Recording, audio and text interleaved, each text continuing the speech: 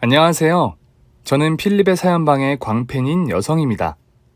제가 외톨이로 자라서 그런지 사연 듣는 걸 참 많이 좋아해요. 여러 사연 채널을 들어봤는데 필립님이 들려주는 이야기들은 항상 으뜸이더라고요. 그래서 매일 이야기를 듣고 하루를 시작하기도 하고 잠을 자기 전에 사연을 듣곤 합니다. 그리고 제가 겪은 일을 써서 보낼까 말까 고민을 거듭해 왔어요. 평생 일기도 써본 적이 없던 제가 어떻게 이야기를 써야 할지 막막하기도 하고 재밌지 않으면 어쩌나 하는 걱정이 커다란 문처럼 제 앞을 가로막고 있었거든요. 그런데 늦은 나이에 공부를 시작하기도 했고 여러 번 글을 쓰고 연습해 보니 나름 재밌고 전달도 잘 될 것 같아 오랫동안 써온 저의 이야기를 이제야 전해봅니다.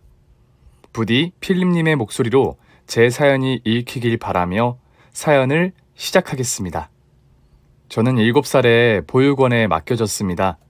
부모님이 이혼하시고 각자의 사정이 있으셨는지 저를 그곳에 데려다 놓으셨어요. 21세기의 보육원이라면 아이들이 지내는데 괜찮지 않을까 하는 생각을 하시는 분들이 많으시겠죠? 물론 하루 세끼 밥 잘 나오고 잘 수 있는 공간도 있고 따뜻한 이불이 있어 의식주를 해결하는 데에는 예전과 비교하면 많은 발전을 했습니다. 그런데 보육원의 악습은 시간이 지나도 남아 있었어요. 바로 서열이라는 게 버젓이 존재하고 있었기 때문에 부조리와 구타, 얼차려가 아직도 있더라고요. 저는 7살의 나이에 언니 오빠들에게 감당이 안 되는 벌을 받기도 하고 매도 많이 맞았답니다. 그렇게 8년의 세월을 보내자 더는 버티기 힘들더라고요.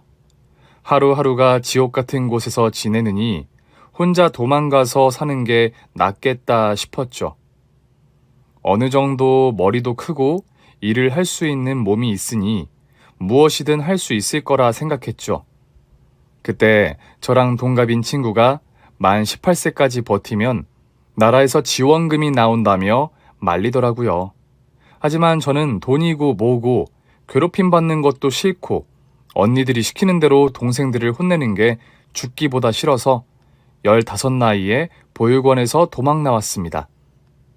어린 나이에 제가 할 수 있는 일이 많지는 않았지만 인력소에 가서 보육원에서 탈출했다는 사정을 말했더니 숙식 제공되는 일자리를 소개시켜 주셨어요. 식당과 파출부 두 곳이 있는데 어딜 가고 싶으냐고 말에 주저하지 않고 파출부를 선택했습니다. 왜냐하면 행여나 식당에서 일하다가 보육원 관계자들이나 언니 오빠들이 찾아올까봐 무서워서 자취를 감추고 할 수 있는 파출부 일이 안전하다고 판단돼서 선택했어요. 대저택에서 먹고 자며 파출부 일을 했는데 힘든 건 없었어요. 보육원에 비하면 천국이 따로 없었답니다. 저보다 나이 많은 파출부 이모 2명이 있었는데 제가 조카 같다면서 잘 챙겨주고 배려해 주셔서 많이 편하게 지냈어요. 거기서 3년 정도 일하자 주인 집이 이민을 가는 바람에 다른 집의 파출부로 옮겼는데 이번에도 역시 일은 할만했습니다. 손끝이 야무지다는 소리를 자주 듣는 섬세한 성격이어서 청소든 빨래든 밥상이든 주인 집 식구들을 만족시키기 어렵지 않았어요. 그렇게 3, 4년에 한 번씩 집을 바꿔가며 파출부로 일했더니 어느새 저의 나이는 30대 중반이 되어 있었어요. 보육원 언니 오빠들의 눈에 띄지 않고 지내려고 선택한 직업을 20년이나 하게 된 거예요. 저는 많은 월급은 아니지만 돈을 거의 쓰지 않고 모아서 혼자 살 집도 있었고 먹고 싶은 걸 자유롭게 사 먹기도 하면서 잘 지냈습니다. 그런데 저는 고립된 생활을 해서 그런지 마음 터놓고 이야기할 친구 하나 없었어요. 당연히 애인도 한번 사귀어 보지 못했답니다. 그렇게 기댈 사람 하나 없이 혈혈단신으로 살아가던 중 제가 파출부로 일하는 주인 집에 손님으로 온 남자 한 분이 있었어요. 주인 집 어른이 대학 교수였는데 스승의 날에 제자가 찾아왔답니다. 고급 양주와 과일 바구니를 들고 찾아온 남자는 주인 집 어른과 좋은 시간을 보냈고 저는 상을 차려주고 치워주며 그 남자와 스쳐가며 얼굴을 마주쳤습니다. 그런데 저를 예쁘게 봤는지 주인 집 어른에게 저에 대한 질문을 하더라고요. 교수님, 저 여자분은 누군데 저렇게 미인이세요? 아, 우리 집에서 일해주는 도우미야. 왜? 마음에 드나? 내가 알기로 아직 미혼이니까 연락처라도 직접 물어보게. 아, 도우미시구나. 자네 반응이 왜 그래? 설마 직업을 따져가며 사람을 평가하는 거야? 내가 직업에 귀천이 없다고 가르치지 않았나? 교수님, 아니에요. 도움이라고 해서 무시한 게 아니고 부끄러워서 그렇습니다. 그럼 연락처라도 물어봐야겠어요. 너무 예쁘셔서 어떻게 말을 걸어야 할지 고민하고 있었거든요. 그러더니 남자는 설거지하는 제 옆으로 와서 조용한 목소리로 반했다는 말과 전화번호를 묻더군요. 전 김승수라고 해요. 올해 40이고 평범하게 회사 다니는 사람입니다. 도우미 선생님이 너무 마음에 들어서 그러는데 전화번호 좀 알려주시면 안 될까요? 네? 그래요? 36년 동안 살면서 그런 말은 처음 들어보네요. 36이요? 오, 그럼 우리 궁합도 보지 않는 4살 차이네요. 도우미 선생님 성함은 어떻게 되세요? 김 교수라고 해요. 이름만 듣고 교수라고 생각하시는 분들이 있는데 보시다시피 파출부입니다. 이름도 똑같이 숫자로 끝나는 것도 비슷하네요. 교수씨, 우리 조만간 맛있는 밥 먹지 않을래요? 전화번호 좀 알려주세요. 네, 좋아요. 저도 주인집 어른이 좋은 분이라고 하니까 한번 만나볼게요. 그렇게 저희 두 사람은 인연이 되어 연애를 시작했습니다. 이 나이에 첫 연애라고 하니 무척 쑥스럽네요. 여하튼 고립된 삶을 살던 저는 그이 덕분에 남산도 가보고 놀이공원도 가봤습니다. 또 비싼 호텔 식당도 가보면서 새로운 인생을 살게 되었죠. 그러다 사랑이 깊어지며 자연스레 결혼까지 생각하게 되었답니다. 승수 씨를 따라 처음 시댁에 갔더니 고급스럽고 우아함이 뿜어져 나오는 시어머니와 남편만큼 멋있는 시동생 둘이 있었고 엄청나게 멋을 들인 동서 둘이 있었습니다. 시동생들은 사업가였고 동서 둘은 한 대학의 교수로 일한다고 하더군요. 제가 모두에게 고개를 숙이며 인사를 드렸더니 시어머니와 동서 둘이 피식 비웃더군요. 안녕하세요. 김 교수라고 합니다. 가사도우미로 일하고 있습니다. 아가씨 이름은 교수인데 하는 일은 도우미?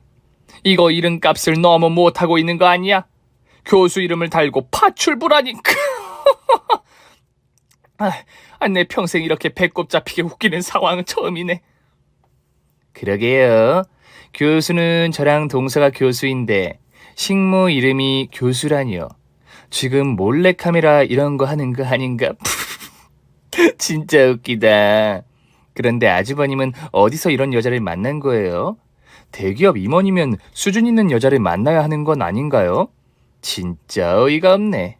우리 집안처럼 수준 높은 곳에 식모가 오다니. 하나님, 부처님, 이게 지금 말이 되는 상황입니까요? 형님도 참, 설마 저 식모 아줌마한테 형님으로 모실 일이 오겠어요? 어머님, 이 결혼 허락하실 거예요? 식모한테 형님이라고 해야 하는 날이 오는 건 아니겠죠? 무슨 소리를 그렇게 무섭게 하냐? 식모지라는 애를 우리 집안 맏며느리로 드리라고?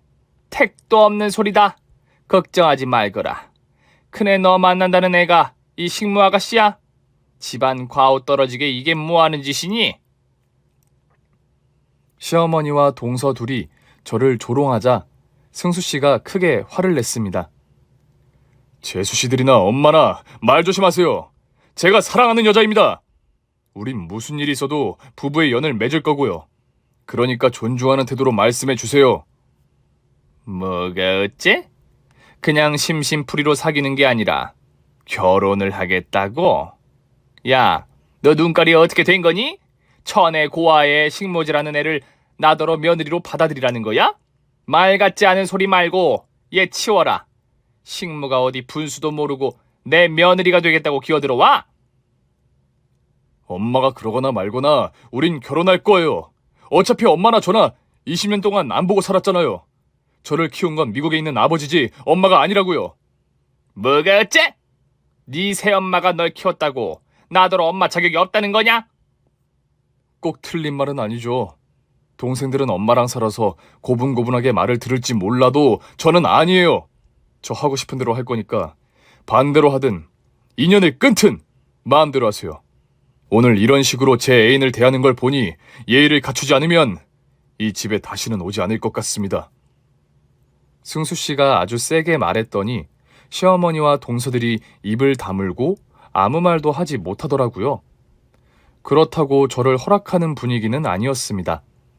시어머니는 승수 씨가 결혼식에 시아버지가 오기로 했다는 걸 듣게 되자 전원이 참석하지 않겠다고 하더라고요. 승수 씨는 시아버지가 계신 미국에서 성장해서 성인이 되어 시어머니와 동생들을 찾았는데 그다지 잘 지내지 못한 것 같았어요. 이방인 취급을 받는 걸 보니 저로서는 마음이 좋지 않았습니다. 물론 저를 식모 어쩌고 하면서 흉을 보는 것도 몹시 화가 나기도 했고요. 그래서 저와 승수 씨는 미국에 계신 시아버지와 새 시어머니의 축복 아래 작은 결혼식을 올렸습니다. 두 분은 제가 고아의 가사도우미 일을 20년 동안 했다는 말을 듣고는 대단하고 자랑스럽다고 하셨어요. 나쁜 길로 가지 않고 잘 자라줘서 고맙다는 말까지 해주셨답니다. 그리고 두 분은 결혼식이 끝나자마자 다시 미국으로 떠나셨어요. 명절 때나 연말에 놀러 오라는 말씀을 남기시고 아쉬운 이별을 했답니다. 이후 남편과 신혼을 꾸리고 지내고 있었는데 시어머니와 동서들이 찾아와서 잘 지내보자고 하시더군요. 시어머니가 쓴소리를 많이 하긴 했지만 자식과 인연을 끊을 만큼 모진 사람은 아니었나 봅니다. 식모야, 아니 맏며느리야. 네가 우리 집 식구가 되었으니 집안 행사가 있으면 얼굴은 보고 살자. 물론 주제넘게 우리랑 친분을 과시하려고는 하지 마라. 적당한 선에서 한 식구로 지내자고. 네, 어머님. 승수 씨가 이끄는 대로 잘 따르며 살겠습니다. 저는 모든 걸 남편 뜻대로 하겠다고 대답하고 시어머니의 말씀을 크게 귀담아 듣지 않았습니다. 그리고 동서들은 여전히 저를 놀리는 게 재밌는지 비아냥대면서 까불더라고요. 식모 형님, 어디 솜씨나 봅시다. 우리가 왔으니까 한 상 가득 차려보세요. 그러게, 식모질을 20년이나 했으면 베테랑 아닌가? 그동안 남의 밥상을 얼마나 많이 차렸겠어요. 우리 배고프니까 제대로 좀 차려봐요. 동서들아, 어머님 앞이라 내가 크게 뭐라 하진 않을게. 그런데 두 번 다시 식모라는 말과 내 직업을 조롱하는 말을 하면 니들 머리털 다 뽑힐 줄 알아. 내가 어떻게 살아왔는지는 대충 알지? 너희같이 온실속 화초처럼 지낸 애들은 10초 안에 내 앞에서 무릎 꿇고 울게 만들 수 있어. 내 말 무슨 뜻인지 이해하지? 뭐야?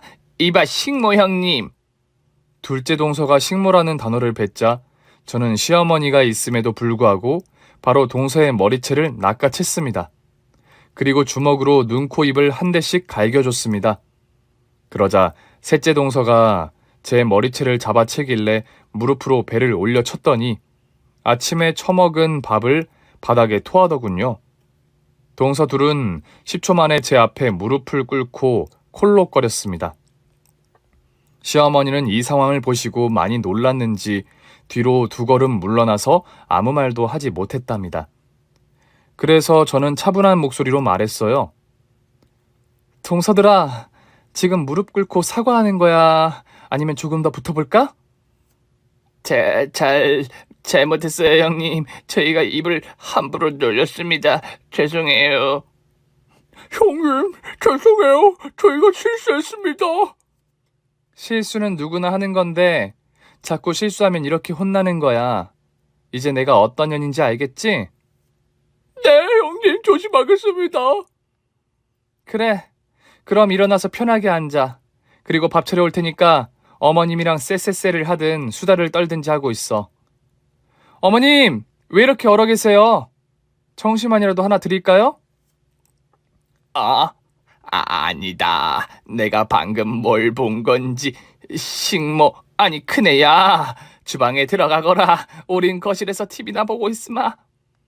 그렇게 세 사람은 저에게 잔뜩 쫄아서 정자세로 텔레비전을 보면서 기다리더군요. 30분 뒤 제가 차린 밥을 먹고는 조용히 퇴장했답니다. 이때까지만 해도 시댁과 잘 지낼 수 있을 거란 생각을 했는데 그건 저의 착각이었습니다. 얼마 뒤 대학 교수로 일하고 있는 동서들이 시댁에서 파티가 있다며 저를 초대하더라고요. 제 남편은 회사의 업무 때문에 바빠서 참석하지 못해서 혼자 가게 되었죠. 시댁에 들어갔더니 시어머니가 카드 한 장을 내밀며 말하더라고요. 큰애야, 네가 오늘 수고 좀 해줘야겠다. 가서 장 좀 봐와라. 네 솜씨가 필요해.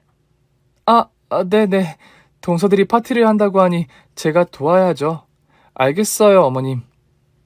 그래서 저 혼자 장을 봐오고 주방에서 파티상을 잔뜩 만들어 거실에 차렸습니다. 이윽고 동서들과 손님들이 집 안으로 들어오더군요. 그런데 둘째 동서가 시어머니만 인사를 시켜주고 저는 가사도우미 취급을 하더군요. 아줌마, 상 다 차렸어? 이게 뭐야? 그냥 집밥을 차리면 어떡하나? 내가 파티하는 날이라고 했잖아. 아줌마 한식집 안 가봤어? 내가 오늘 얼마나 귀한 분들을 모셔왔는지 알아? 호텔 한정식에 나오는 거 이상으로 차려야 한다고. 이거 다 치우고 새로 차려와. 식모 수준이 뭐 그렇죠? 파티라는 걸 해봤겠어요? 그냥 돈 주고 뷔페나 부르시죠, 형님. 아니야. 그래도 이 식모가 손맛이 좋아서 음식은 기가 막히잖아. 어이, 식모! 어딜 보고 있는 거야? 빨리 주방으로 튀어 들어가서 스페셜한 것 좀 만들어 와.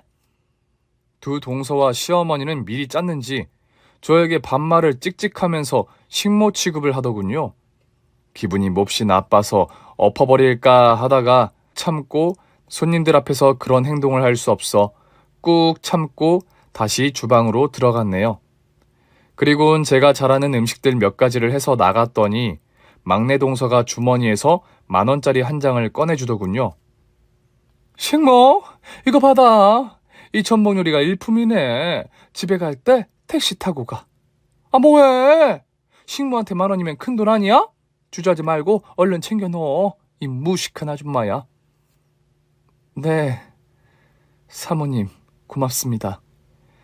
이 은혜 반드시 돌려드릴게요. 10,000원 아주 감사하게 값지게 잘 쓰겠습니다. 저는 이를 악물고 눈에서 레이저를 쏘며 동서를 노려봤는데 식구들은 지난번 저에게 얻어터진 걸 복수하려는 건지 계속해서 식모 거리면서 저를 조롱하더군요.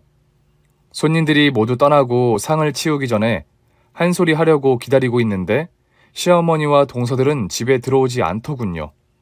동서에게 전화를 해봤더니 제주도에 가는 길이라며 저에게 집을 깨끗이 치우고 돌아가라고 말했답니다. 정말 열받는 순간이었죠. 그렇게 시모와 동서들과 사이가 좋지 않은 채로 지냈네요. 그러던 어느 날 저에게 믿지 못할 일이 생겼습니다. 낯선 남자가 저희 집을 찾아왔는데 믿을 수 없는 말을 전하더라고요. 김지수 씨? 혹시 우리 보육원에서 지낸 적이 있으신가요? 저희가 찾고 계신 분이 맞는지 확인하러 왔어요. 그 순간 저는 16살에 버린 이름을 듣고 지옥 같은 보육원의 언니 오빠들이 저를 찾으려고 사람을 보낸 줄 알고 온몸에 소름이 돋았습니다. 그리고 다리에 힘이 풀려 주저앉고 말았어요. 당신 누구야? 누가 보냈어? 네? 누가 보낸 건 아니고요. 전 사회복지사입니다. 우리 보육원에서 자란 김지수라는 이름의 여자를 찾고 있어요. 사회복지사? 내가 그 보육원에 나왔는데, 아니, 거기서 살다가 도망쳤어요. 이름까지 바꿔서 살고 있는데, 어떻게, 무슨 일로 찾아온 겁니까? 우리가 찾던 김지수 씨가 맞으시군요. 교수 씨라고 불러야겠죠?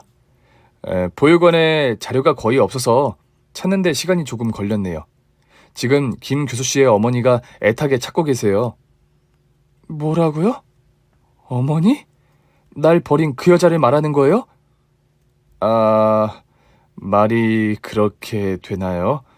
그때는 어머님이 피치 못할 사정이 있으셔서 그러셨대요. 자세한 건 어머님을 만나서 대화를 나눠보시는 건 어떨까요? 30년 만에 날 찾고 있다.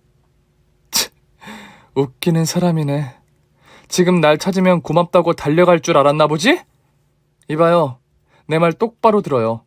나를 지옥으로 보낸 엄마라는 인간은 내가 죽어서도 용서하지 않겠다고. 증오와 원망하면서 끝까지 살겠다고 전하세요. 저, 김 교수씨, 잠깐만요. 어머님은 장애인이세요. 두 다리가 없으신 분이라고요. 그 말을 듣자 엄마가 저를 보육원에 데려다 줄 때 모습이 떠올랐습니다. 엄마는 휠체어에 앉아 있었고 이모로 기억되는 분이 제 손을 잡고 데려다 줬었죠. 저는 장애인이라는 말에 머리가 깨질 듯이 복잡하고 아파왔습니다. 네. 그랬던 거야. 키울 형편이 되지도 않고 능력도 되지 않아서 날 버린 거였어. 그때 당시에 어머님은 사고로 두 다리를 잃은 데다 교수 씨 아버지가 바람을 피워서 이혼까지 하셨죠. 물론 아버지라는 분은 그날 이후 연락이 되지도 않고 생사도 확인이 안 된답니다. 교수 씨, 어머님은 휠체어를 타고 식당에서 설거지를 하고 남의 집 파출부로 일하시며 살아왔어요. 교수 씨를 찾아야겠다는 일념하에 말입니다. 그런데 때때로 돈 벌기가 쉽지 않으셨어요. 일자리를 구해봤자 몸이 불편한 장애인이라 금세 잘리고 말았다고요. 교수 씨, 어머님이 어떤 삶을 살아왔는지 대충 이해되시죠? 엄마라는 사람도 파출부를 했다고요? 그거 참 재밌는 우연이네. 나도 20년 동안 남의 집 식모살이를 했는데 말이에요. 좋습니다. 엄마를 만나보겠어요. 어떤 사람인지 찾아가 보겠습니다. 그렇게 저는 원망하던 엄마를 만나기로 했습니다. 며칠 뒤 엄마가 파출부로 일하고 있다는 대저택으로 찾아갔어요. 집주인이 저와 엄마가 그곳에서 편하게 만나라고 배려해 주셔서 상봉을 하게 되었죠. 두 다리가 없는 엄마는 휠체어를 타고 넓은 거실에서 현관까지 달려오시더군요. 네가 지수구나. 내 딸 지수. 네, 안녕하세요. 아니, 오랜만입니다. 교수야, 이 엄마 원망 많이 했지? 네, 그랬었는데 지금 엄마를 보니 왜 그랬는지 이해가 돼요. 그러니까 사과할 필요 없습니다. 이 가여운 건, 이 엄마가 널 버리고 사는 인생은 생지옥이었다. 널 찾으려고 오랫동안 찾았지만 늘 실패였다. 그런데 이번에 사회복지사가 네 어릴 적 사진을 들고 여기저기 수소문을 해서 어렵게 찾았다구나. 이름을 바꿨다고? 네. 보육원 언니 오빠들이 찾아와서 보복할까봐 무서워서 바꿨어요. 지수라는 이름으로 사는 건 저에겐 공포와 두려움이었으니까요. 그래서 제가 지은 이름은 교수예요. 김교수. 교수처럼 크게 되고 싶은 마음으로 제가 지었어요. 그렇게 힘들게 살았구나. 미안하다, 우리 딸. 새로 지은 이름 아주 예쁘구나. 우리 딸, 엄마가 한번 안아봐도 될까, 교수야? 네, 안아주세요. 저는 나이 40이 다 되어서야 엄마 품을 다시 찾게 되었습니다. 아무렇지 않을 줄 알았는데 엄마의 거친 두 손이 제 등에 맞닿자 눈물의 샘이 터지고 말았어요. 세상 사람들이 엄마를 안으면 왜 눈물을 흘리는지 조금은 알 것 같더라고요. 저는 흐느끼며 울었고 엄마와 오랜 시간을 끌어안고 있었습니다. 엄마를 찾은 소식에 남편은 두 팔 벌려 축하해 주었고 사위 노릇 해보겠다며 선물을 바리바리 사서 엄마가 일하는 대저택에 자주 찾아갔어요. 집주인이 엄마와 인연이 있는 사람이어서 모든 걸 이해해 주셨답니다. 그런데 집주인은 위암 투병 중이었고 시한부 인생을 살고 있어 엄마의 손이 계속 필요하다고 해서 엄마와 집 밖으로 나가지는 못했습니다. 그리고 얼마 뒤 제가 엄마를 찾았다는 소식을 들은 시댁 식구들이 축하한다고 신혼집을 찾아왔답니다. 형님, 엄마 찾았다면서요?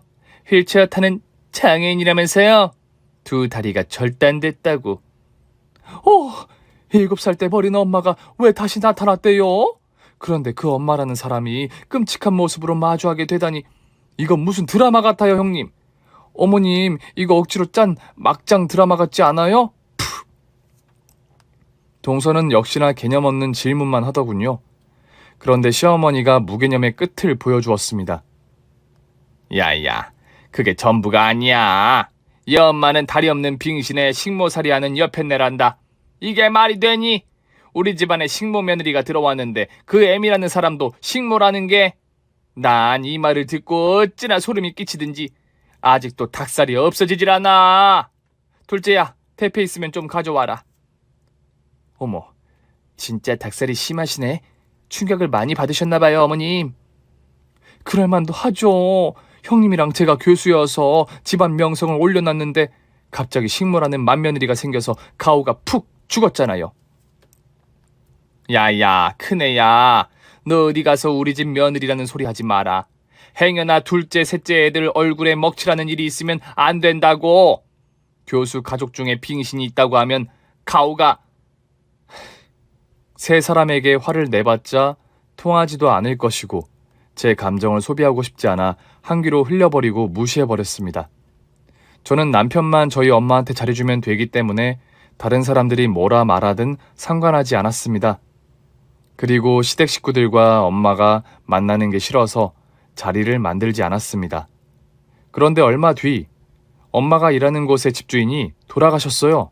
시한부 인생이라고 하셨는데 오래 버티지 못하고 세상을 떠나셨더라고요. 저는 남편과 그분의 장례를 치러드리기로 하고 집을 떠났습니다. 그이는 돌아가신 분의 명복을 많은 사람이 빌어주면 좋지 않겠느냐며 시댁 식구들을 언급했습니다. 여보, 대저택 이모님도 한 식구인데 우리 식구들 부를까? 뭐? 아니야, 됐어. 괜히 우리 엄마 보면 시비 거실 거야. 그리고 동서들이랑 어머님은 오늘 다른 데 장례식 가신다고 했어. 그래? 누가 돌아가셨대? 나도 잘 몰라. 나더러 장례식장 와서 서빙하라고 하길래 그냥 무시해버렸지. 재수씨들이 아직도 그래? 아유, 이것들 진짜 개 진상이네. 여보, 내가 대신 사과할게. 미안해. 당신이 왜? 사과는 됐고 오늘 장례식 가서 도울 일 있으면 같이 잘 도와주기나 해. 그래서 저희 두 사람은 이모님의 장례식장으로 향했고 명복을 빌어드리고 저는 주방에서 음식을 준비하고 서빙했고 남편은 조문객들을 자리에 안내해주고 상주 옆에서 도울 일을 찾아가며 있었습니다. 엄마는 휠체어에 앉아 이모님의 영정사진을 보고 슬피 울기만 하셨고요. 한참 동안 일하다 늦은 밤이 되어서야 조문객들이 썰물처럼 빠져나가서 남편과 저 그리고 이모님 아들인 상주는 밖에 나가 바람을 쐈습니다. 두 남자는 줄담배를 태우며 저더러 먼저 들어가라고 하더군요. 그래서 장례식장 안으로 들어갔더니 거기에 있어서는 안 될 세 사람이 서 있더라고요. 시어머니와 동서 둘이 와서 상주를 기다리고 있었습니다. 어머님? 동서? 어머님 연락 안 드렸는데 여긴 어떡해? 어머나, 너 뭐니? 우리가 더 놀랬다? 네가 여길 어떻게 온 거야? 여기 개나 소나 들어오는 데가 아닌데 넌 돌아가신 분이랑 무슨 사이인 거야? 서름, 형님이 여기에 왜 있어요? 설마 여기 휠체어에 앉아있는 아줌마가 형님네 엄마? 맞네. 헐, 우리 대학 이사장님 어머님의 집에서 일하는 식모가 형님네 엄마?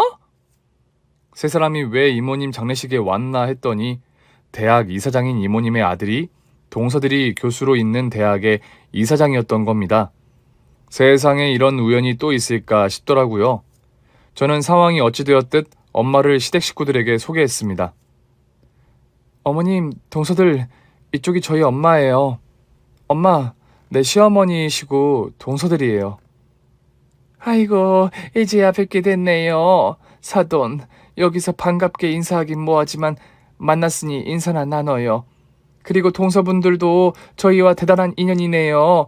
호식이 대학의 교수들이라고요. 엄마의 말씀에 시어머니와 동서들이 고개를 돌리며 피식 웃더군요. 인사를 무시하는 건 물론이었고 대학 이사장인 이모님 아들을 호식이라고 친근하게 이름 부른 게 웃겼나 봅니다. 진짜 어이가 없네. 지금 우리 이사장님을 호식이라고 부른 거야? 식모 나부랭이가 주제 파악도 못하고 주인 이름을 그렇게 막 불러도 되나?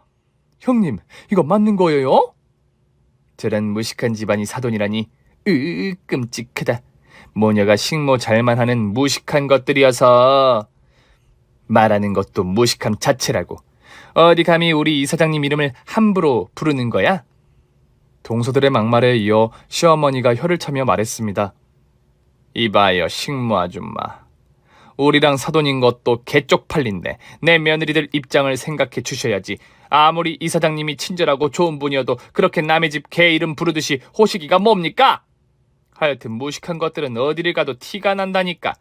거기에다 두 다리 없는 빙신이 눈에 심하게 띄겠네. 어머님, 동서들, 입 조심해요. 엄마 비하하는 발언을 한 번만 더 하면 식구고 뭐고 없습니다. 가만히 있지 않겠다고요. 이 식모년이 어디서 큰 소리야? 애미나 딸년이나 남의 집 종노릇이나 하는 주제에 어디서 까불어? 교수야, 니년 이름이 교수라서 착각이라도 하는 거니? 네 교수 동서들이랑 동급이라고 생각하는 거냐고.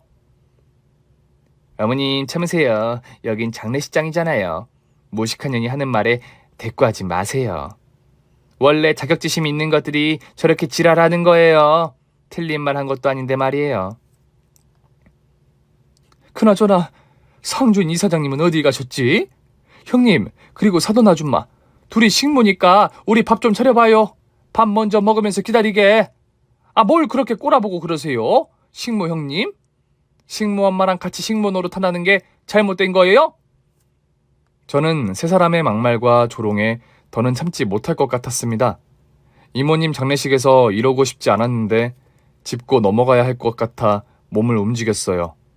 먼저 양손을 뻗어 동서들의 머리채를 낚아채서 식당 바닥에 질질 끌어서 주방 앞까지 데려갔어요. 으아, 이 식모년아, 지금 뭐하는 짓이야? 이 또라이년 무식하게 힘만 세가지고. 형님, 우리 인연을 착살냅시다. 뭐 하나씩 들어서 패주자고요. 동서 둘이 바닥에서 발길질을 해서 저를 넘어뜨렸어요. 그 순간 시어머니가 광분하며 저를 공격하려고 하자 엄마가 휠체어의 버튼을 눌러 빠르게 달려가 시어머니를 밀쳐버렸답니다. 아! 이 타리빙신 식모년이 뭐하는 짓이야? 이봐요, 사돈. 사돈은 내가 상대해줄게요. 내가 다리는 없어도 당신 정도는 기꺼이 이겨줄 수 있지. 이 빙신이 깝치는 거 보소. 좋다 이년아. 내가 오늘은 무식한 니년들이랑 똑같이 무식하게 행동해주겠어. 시어머니가 엄마와 붙었는데 엄마는 휠체어를 앞뒤로 움직이며 싸웠습니다. 둔한 움직임에 시어머니는 계속해서 맞고만 있었죠. 엄마가 시어머니를 해결할 수 있을 것 같아 바닥에 넘어진 저는 두 동서만 신경 쓰기로 했어요. 두 년의 머리채를 잡고 박치기를 시킨 다음 아구탱이를 날렸어요. 그러자 동서 둘의 입이 옆으로 획 하고 돌아갔습니다. 형님, 입이 돌아갔어요. 씨부아, 이 무식한 년이 사람을 잡네. 이 식모년아, 넌 남는 게 힘밖에 없지? 둘 다 턱주가리가 돌아갔구나. 내가 원위치 시켜줄게. 저는 두 주먹을 동서들에게 빡 소리를 내며 날렸고 돌아간 입이 제자리를 찾았습니다. 그리곤 벌떡 일어나 두 년의 머리와 몸을 사정없이 밟았습니다. 이러다 사람 잡겠네. 이 무식한 년아, 할 짓이 없어서 장례식장에서 사람을 패냐? 형님, 조금 있다가 이사장님 들어오시면 저 빙신 할망구 자르라고 해요. 그리고 인연도 혼내달라고 하자고요. 이 무식한 모녀는 이미 끝났어. 우리가 입을 뻥끗하면 어떻게 되는지 확실히 보여주자고. 이 식모년아, 너 대학 이사장이 얼마나 대단한지 모르지? 너랑 네 남편 놈도 사회에서 나고자로 만들 수 있다고. 내 말 한마디면 니들 인생은 다 시궁창으로 처박힌다고. 더럽게 말 많네. 알았으니까 일단 더 맞아. 아직 분이 풀리려면 멀었으니까 닥치고 맞으라고. 그렇게 저는 두 동서를, 엄마는 시어머니를 개패듯이 패주고 있었습니다. 이윽고 이모님의 아들인 대학 이사장님과 남편이 들어왔어요. 아수라판이 된 걸 보고 놀라더군요.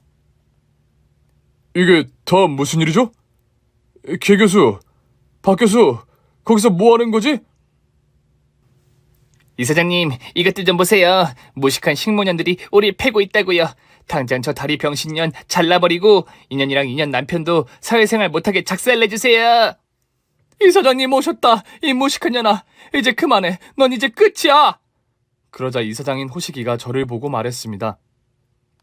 누나, 이것들이 누나랑 이모한테 뭐라고 한 거야?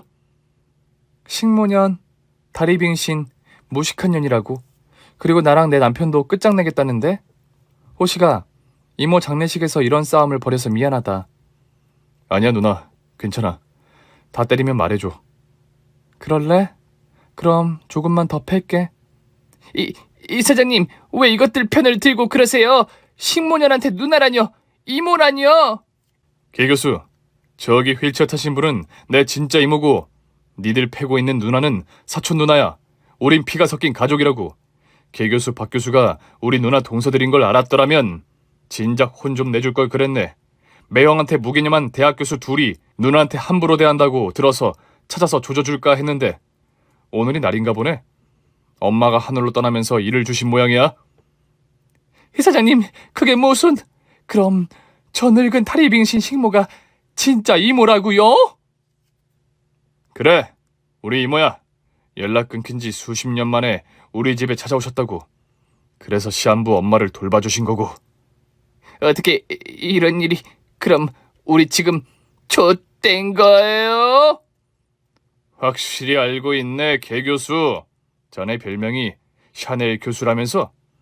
학생들한테 샤넬백 요구하면서 학점 거래를 한다는 거 다 알고 있어. 언제 조져줄까 기회를 보고 있었는데 오늘이 그날이네.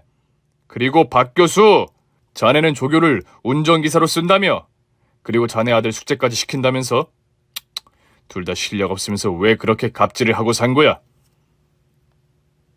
이사장님, 설마 저희를 파면시키려는 건 아니죠? 아니, 샤넬백 받는 형님이랑 저랑 비교하시면 안 되죠. 저는 노동을 시킨 거지만 이 형님은 노골적으로 명품 가방을 사달라고 했다고요. 파면이 되더라도 이 샤넬백 밝히는 년만 잘려야죠. 인연이 지금 뭐라는 거야? 너 지금 날 배신 때리는 거야? 이게 키워줬더니 어디서 뒤통수질이야? 닥쳐!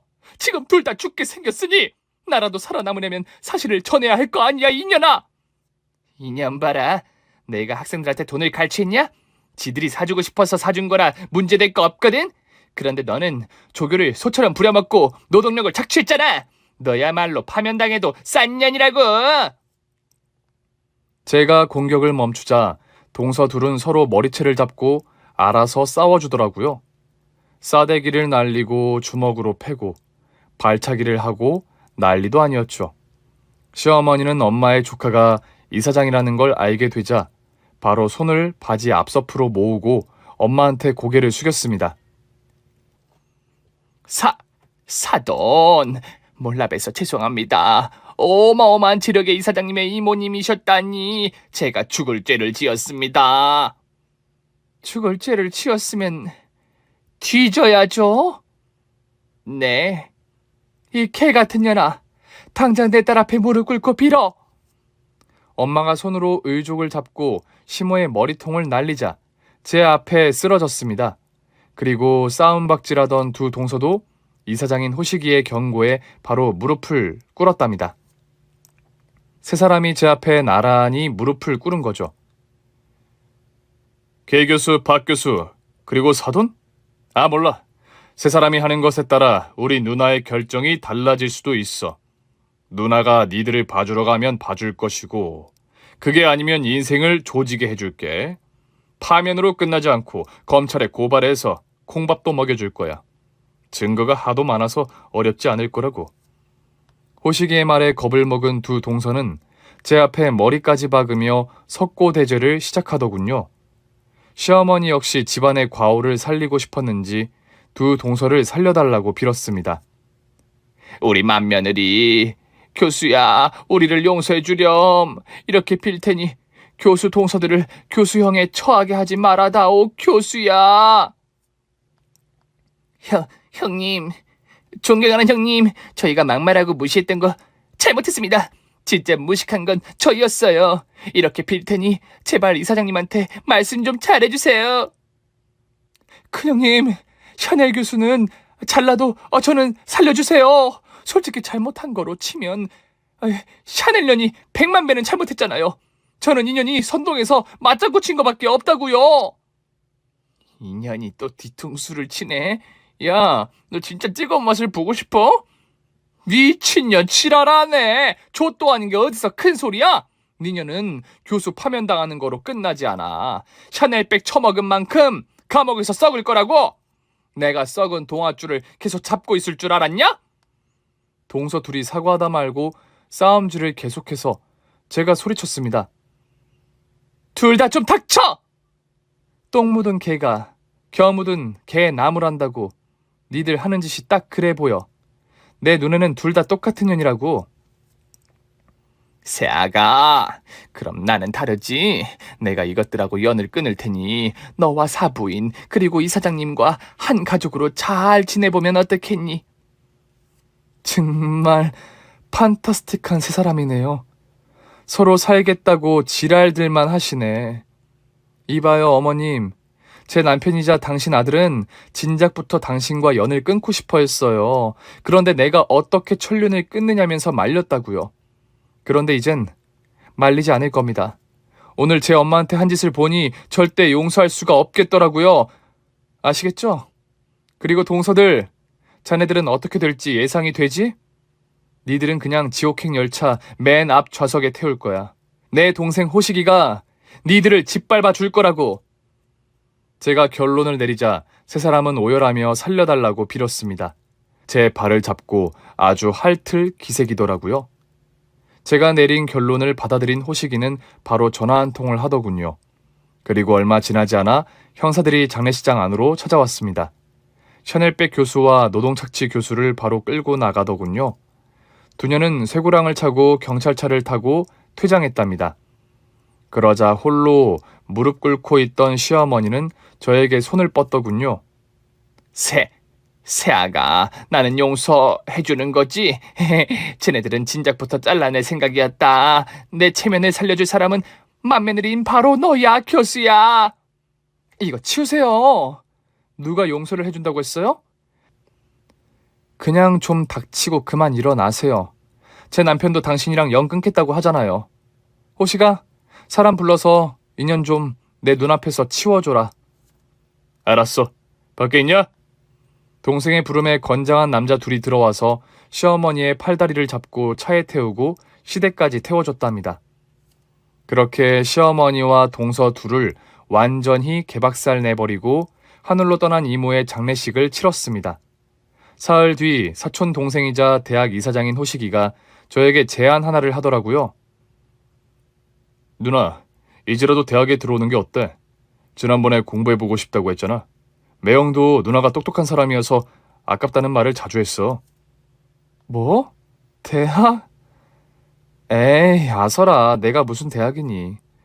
그냥 남편 내조나 하면서 엄마랑 지지고 볶으면서 살랜다. 제가 공부를 하고 싶긴 했지만 엄두가 나지 않아 시작을 못하고 있어서 남편과 호식이가 여러 번 조언을 해줬답니다. 그렇게 거절했더니 이번에는 엄마가 부탁을 하더군요. 교수야, 엄마 때문에 네가 불행한 시절을 보낸 거 정말 미안하다. 이 엄마가 못해준 걸 호식이가 해준다니까 한번 도전해보면 안 되겠니? 늦었다고 생각될 때가 가장 빠를 때야. 그리고 높이 나는 새가 멀리 보는 거고 엄마는 교수 네가 높이 날았으면 좋겠다. 그럼 해보지 뭐. 엄마 소원이라는데 못 들어줄 게 뭐가 있겠어요. 대신 엄마도 우리랑 같이 사는 거예요?